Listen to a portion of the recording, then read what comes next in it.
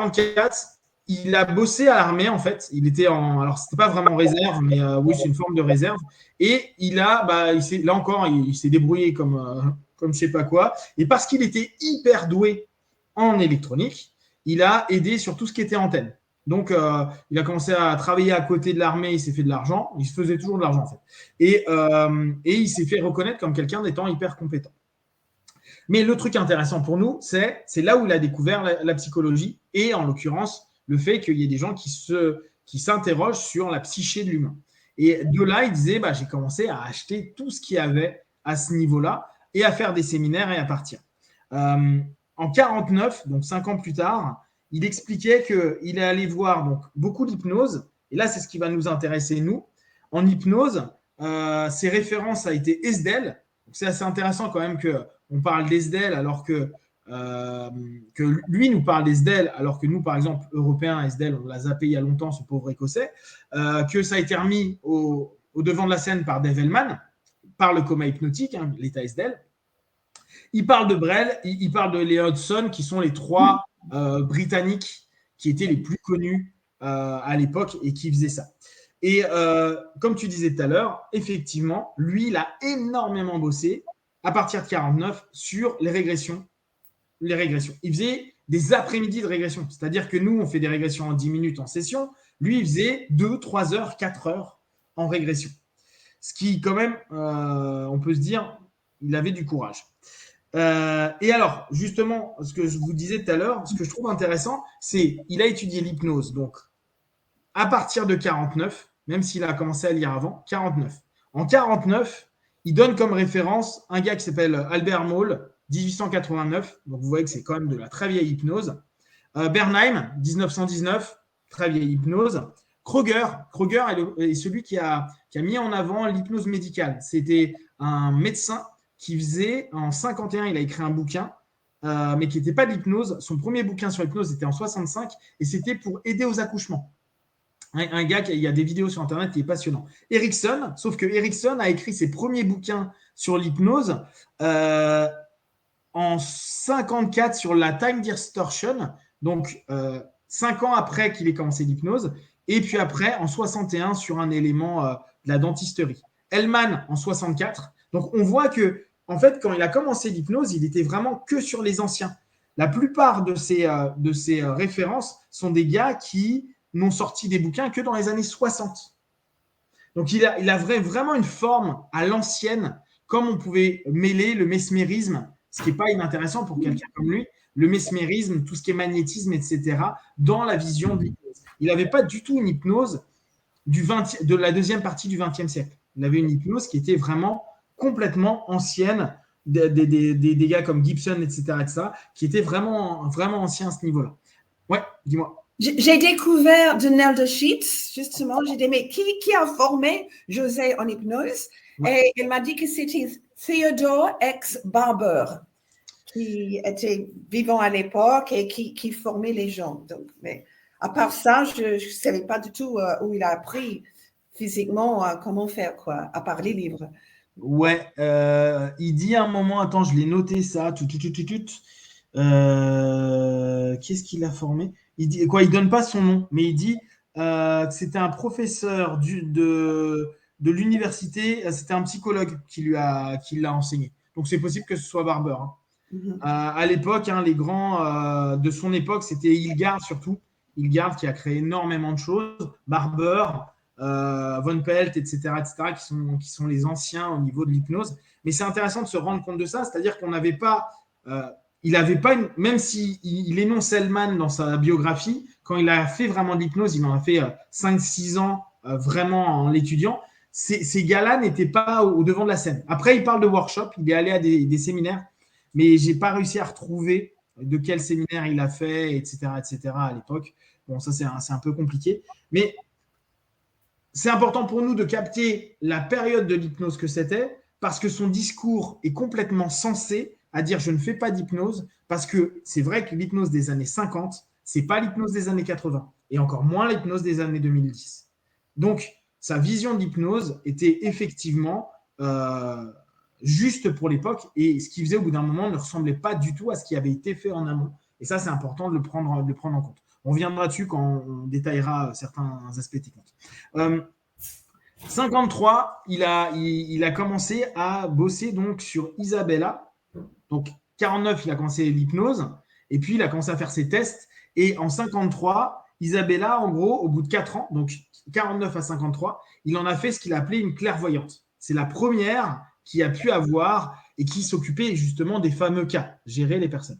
Vous imaginez ça, une gaminoute, en 4 ans, il l'a formée à faire ce que maintenant nous on fait en 4 jours de séminaire. C'est quand même assez incroyable de se dire, tiens, il est parti justement de l'hypnose en se disant, ouais, mais ça ne me sert plus à rien parce que je veux travailler ça, je veux aller vers cette notion de clairvoyance. Comment vous, ce mot clairvoyant, est-ce que vous l'utilisez en cours d'ailleurs? Est-ce que vous utilisez aujourd'hui le mot clairvoyant? Parce que lui, il l'utilise énormément à l'époque. Est-ce que vous l'utilisez aujourd'hui?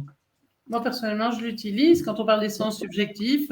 Et j'en parle comme étant des voies de l'intuition. C'est clair que… Oui. En fait, on a dû m'expliquer que le mot clairvoyance en français était beaucoup plus ouvert et général que le mot en anglais, qui est strictement un clairvoyant, c'est un médium, c'est un voyant professionnel, etc. Donc, quand j'ai appris ça, j'ai commencé à utiliser les mots un peu plus. Mais en général, moi, je parle d'intuition. Mais c'est vrai que José lui-même disait, je forme les clairvoyants.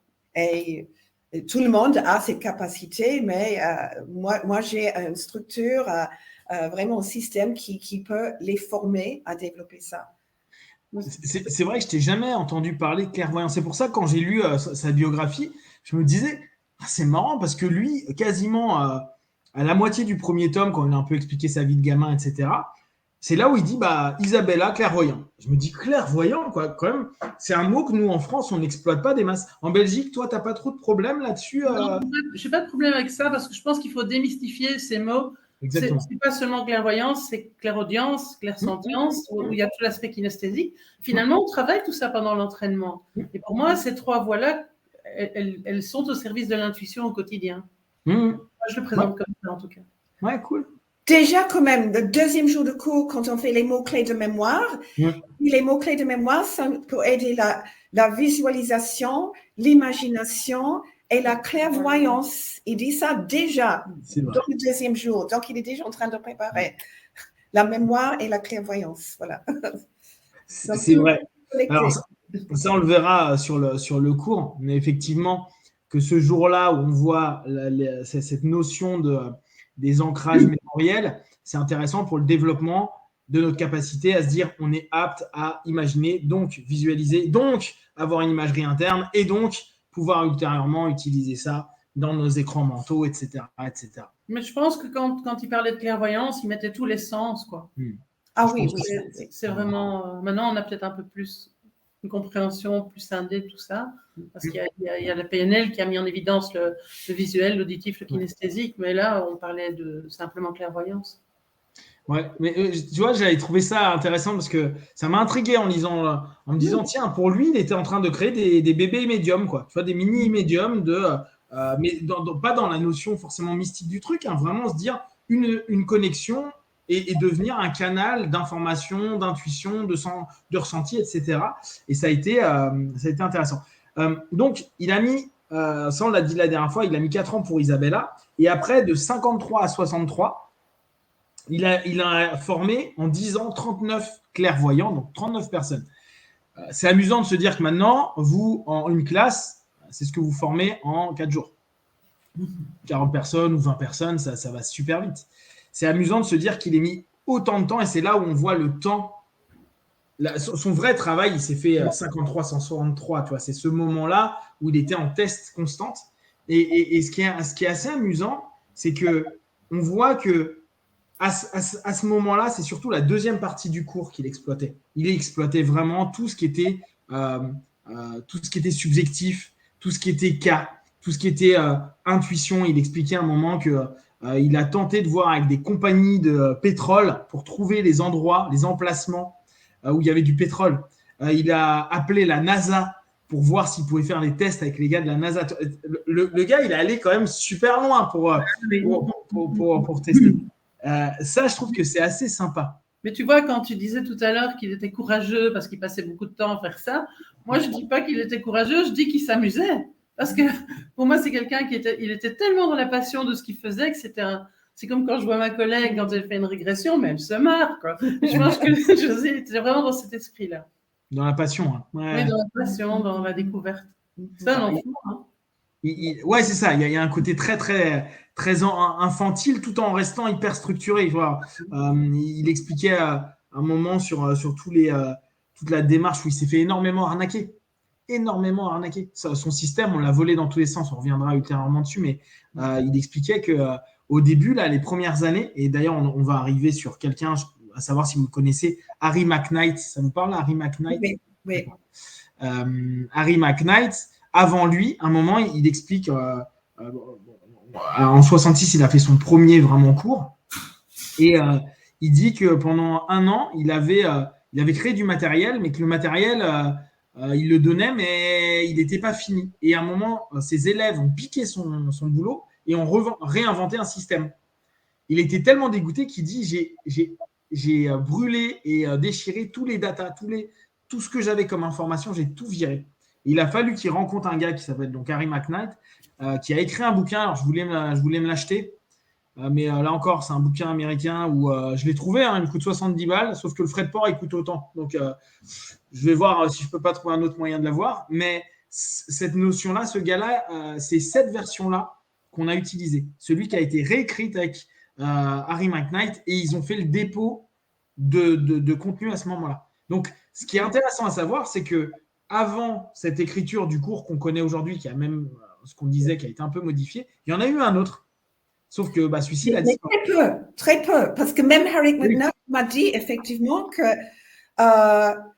quand on voulait former des instructeurs, dont Harry McKnight était un des premiers, on demande mais où sont les textes? Et José dit mais non, il n'y a pas de texte. Je l'ai dit comme ça, de mémoire. Donc, en fait, beaucoup de choses qu'il a enseignées venaient directement et apparemment, il y avait très peu de texte et comme tu dis, le texte qu'il a utilisé, c'était volé et il était dégoûté par ça. Mais effectivement, Harry McKnight, c'était le premier pour mettre tous les textes des exercices sur papier, imprimés, copyright aussi. Et depuis là, effectivement, très, très peu de changements. Très peu de changements. Et tous les nouveaux instructeurs étaient supposés vraiment respecter exactement le texte ou une traduction directe du texte. La plus ancienne copie que tu as des cours, c'est quoi? C'est celle que tu as eue en 84? Tu l'as encore, ton cours de 84? 88, oui, je l'ai encore. Tu l'as encore? C'est celui que j'ai eu, en fait. Quand quand j'ai formé. Tu l'as eu aussi, ouais. C'était une traduction. La première version. Et aujourd'hui, vous avez l'impression que ça a été un peu modifié ou pas? C'est un peu quoi? Modifié, transformé?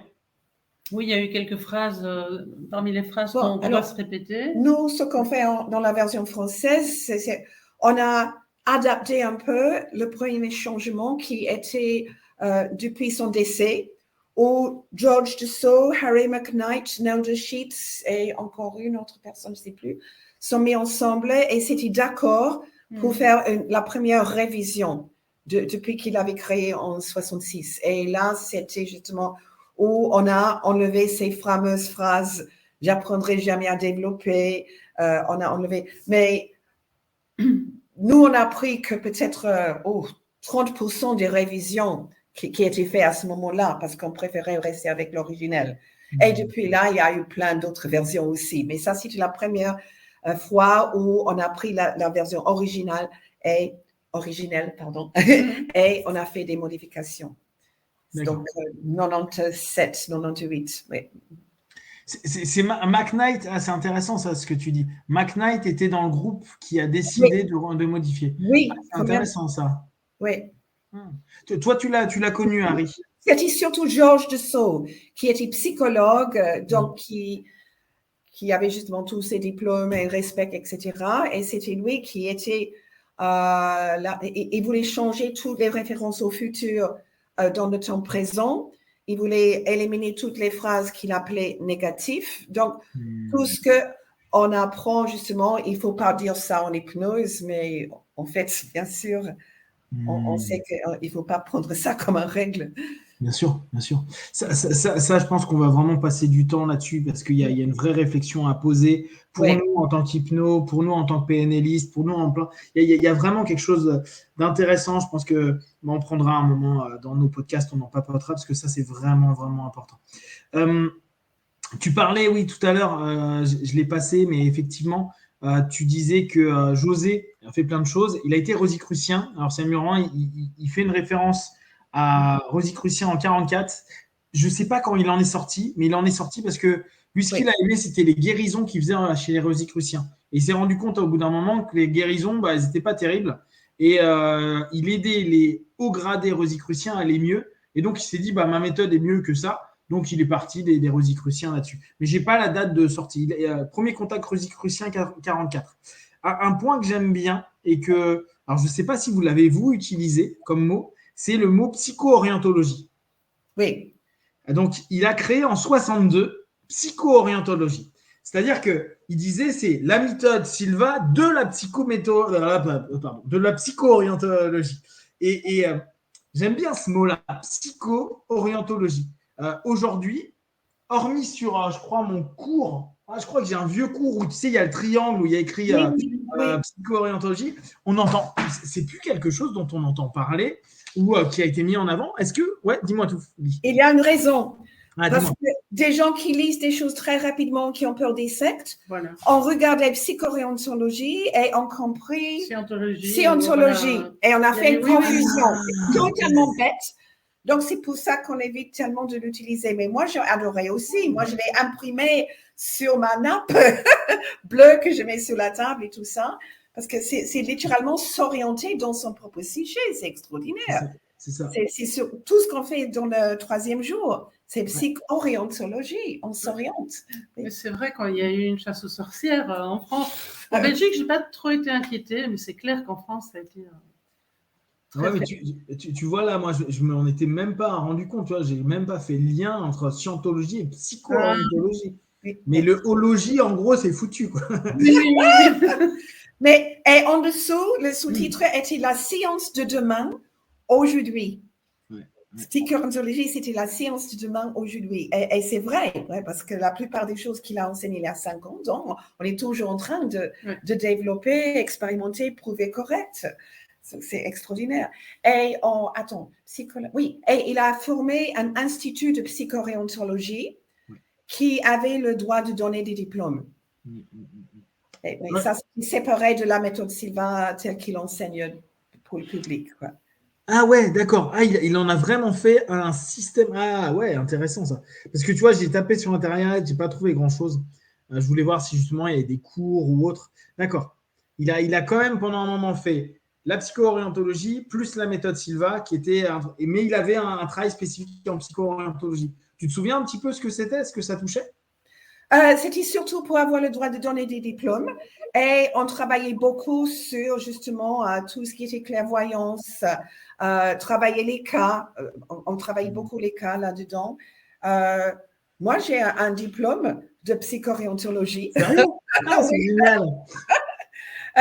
Qu'on m'a donné, c'était plutôt, honoraire, parce que j'avais fait la traduction du graduate et j'avais développé certaines choses dedans, donc j'ai un diplôme presque d'office. C'est amusant. D'accord, c'est intéressant. Ouais, d'accord, donc je comprends mieux pourquoi on l'utilise plus. Je trouve que ça donnait un... Moi, justement, c'est un mot que je trouvais qui pesait un peu, qui était sympa et qui avait du sens, tu vois, l'orientation de ta psyché. Ouais, dommage que ça soit plus utilisé. Donc, il a fait un pré-test à un moment donné en 63, classe de 20. C'était donc avant 66, mais c'était amusant parce qu'il disait qu'au départ, il a fait énormément de travaux où il tentait d'avoir un nombre un nombre équivalent de femmes et d'hommes. Donc, c'était 10 femmes, 10 hommes. Et puis, sur plein de ces tests, il disait, je prends un pourcentage d'enfants de tel âge, puis de tel âge, puis après d'ados, puis d'adultes, etc. Et en fait, on sentait que vraiment, il avait derrière une envie d'avoir des statistiques, dire sur qui ça marche mieux, où, quand, comment, pourquoi. Il y avait vraiment une recherche qui était assez sympa à ce niveau-là. Mais donc, il n'était pas obligé de faire ça parce que quand il a présenté ses premiers résultats, y compris Isabelle, Dr. Ryan, Duke Université, celui qui croyait la télépathie. Dr. Ryan a dit, mais où sont vos chiffres? Évidemment, il n'en avait pas. Et c'est pour ça qu'il a recommencé avec l'aide des gens comme Dr. Wilfred Hahn, par exemple. Il s'est fait des amis avec des scientifiques, des académiques reconnus qui l'ont aidé justement à construire une façon de faire ses tests, ses preuves et donner des statistiques. Et c'est pour ça qu'il s'est tellement concentré sur le nombre de gens dans un certain âge, le nombre de femmes et d'hommes, parce qu'il sentait qu'il avait besoin de prouver. Ouais, parce que l'université de Duke, en fait, ce qu'il lui avait répondu, il lui avait dit, c'est très bien, mais je ne crois pas qu'on puisse développer des personnes qui deviennent médiums, clairvoyants, etc. Ça a été une des réponses quand même qui est sympa. On parlera un petit peu, on fera peut-être un podcast que sur ça, mais un petit peu tous les retours bien négatifs et énervés qu'il a eu de plein de gens. C'est instructif, hein, parce que, en tout cas, dans la biographie, tu sens que le gars, il prend l'info, il se dit d'accord, bah tant pis, et il continue. Enfin, il ne s'est pas formalisé à dire ouais, mais bon, bande d'abrutis, vous ne comprenez pas. Il disait ok, bon, bah, c'était pas compris, ou je me suis fait déchirer par les journaux, tout le monde se foutait de mon truc. Et le gars, serein, il dit je vais montrer que ça marche. Il y a quand même un côté qui est assez sympa chez José, qui est en gros de se dire bah, c'est pas grave, je continue parce que je pense que je suis dans le juste. L'intuition. Il fait confiance à son intuition, même si tout le monde l'a. Il y a des moments, il montre des articles où il se fait mais exploser. Genre, c'est des charlatans, ils sont dangereux, blablabla. Oui. En fait, l'Église a tourné contre lui.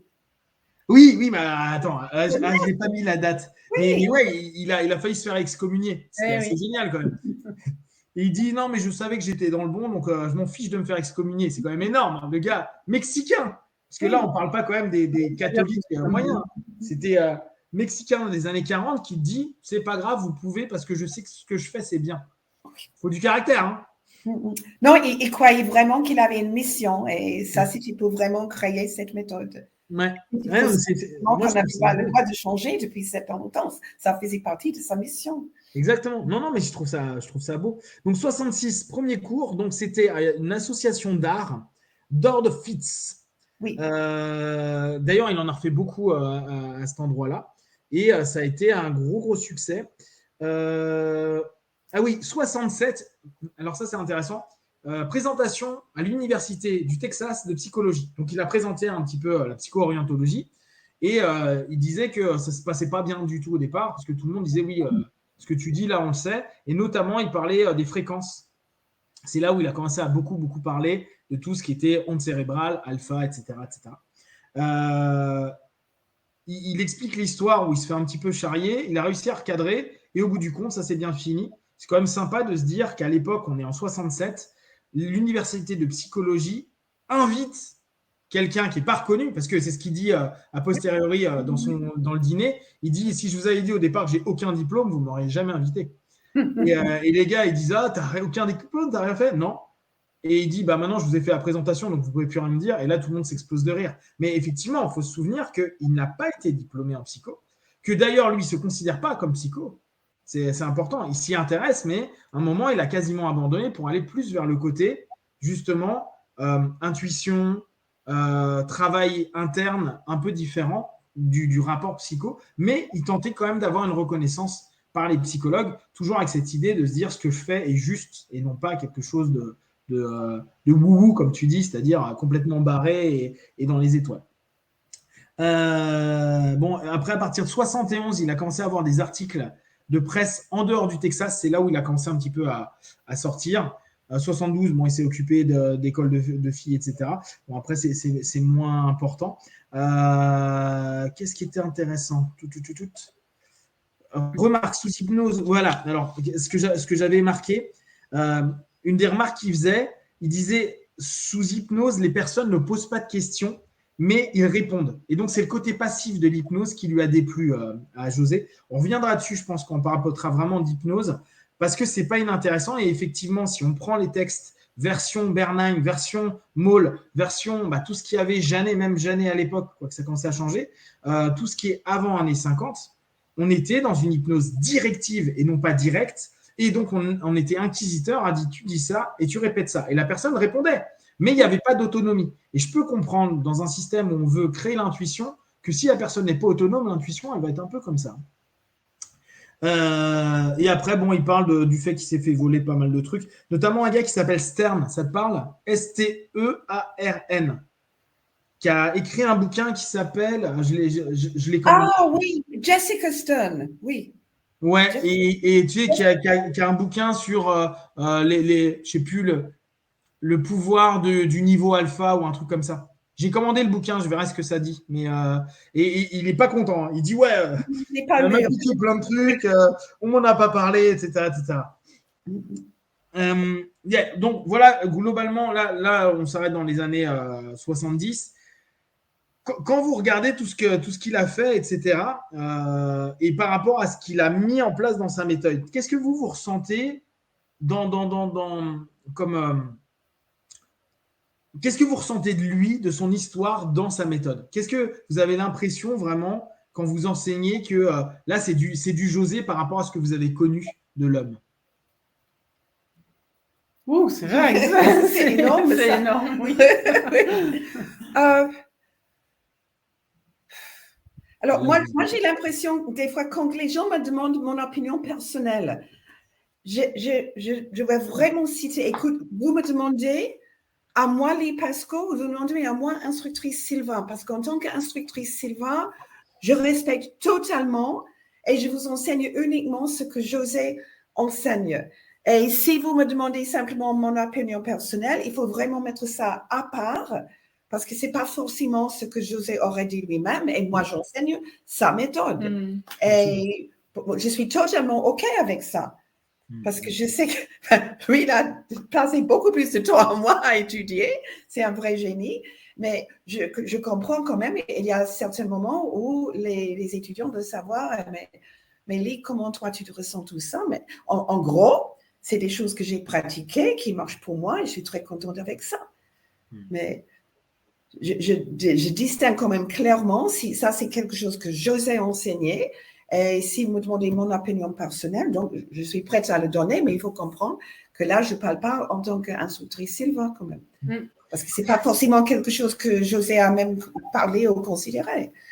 Et quand tu demandes qu'est-ce qu'on trouve de lui, pour moi, c'est cette volonté de donner un outil utilisable pour tout le monde. Et c'est toujours dans ce partage et dans cette générosité qui, pour moi, caractérise. Parce que moi, je n'en ai pas vu un homme d'argent. Tu vois, quand tu parlais de royalties, de droits d'auteur, de copyright, tout ça, moi, je le voyais plus dans le partage que dans ce côté financier. Et d'ailleurs, quand tu reparles il arrivait à faire de l'argent facilement, c'est pas ce que je retiendrai de lui, tu vois, même si c'est le cas. C'est quelque chose que lui mettait beaucoup, tu vois, dans sa biographie, beaucoup en avant. C'est-à-dire que tu sens que, d'ailleurs, c'est intéressant.